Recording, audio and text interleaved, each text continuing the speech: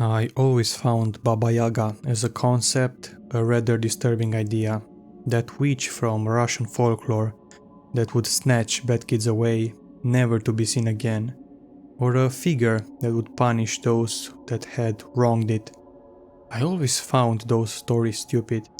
Not because I don't believe, but because I know the truth.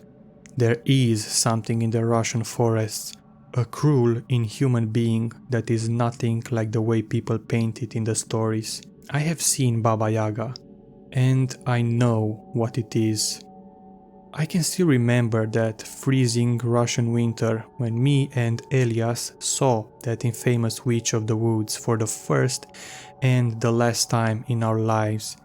That figure in the woods that mothers threatened their children with through stories, Baba Yaga.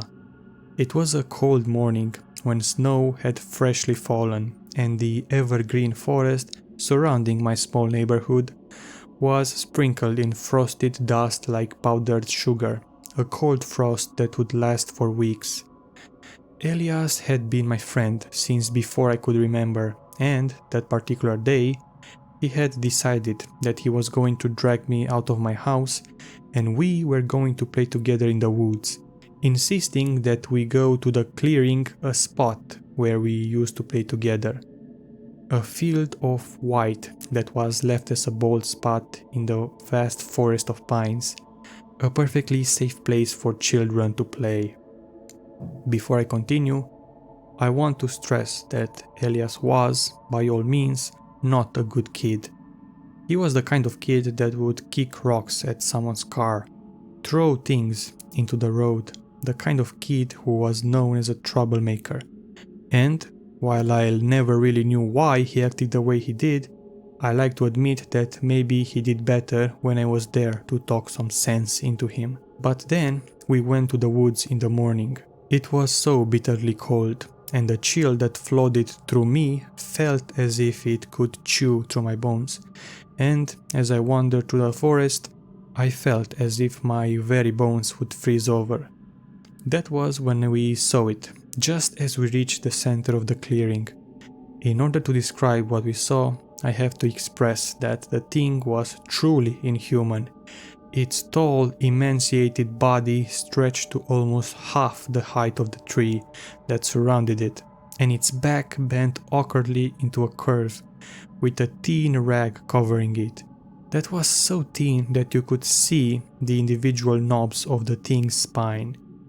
Its face was long and pointed, with a nose that almost fused to the bottom lip, almost more like a beak than a nose, and small black eyes that could barely see through its squinted lips. Its entire face stretched into a warm, almost knowing smile. Its feet were barefoot, and along with its 3 fingers it had 3 long toes, with knees that bent inward like a crow's. It moved slowly at first, approaching calmly, before suddenly falling on all fours and charging as soon as the thought entered our minds that we needed to run. But it was too late.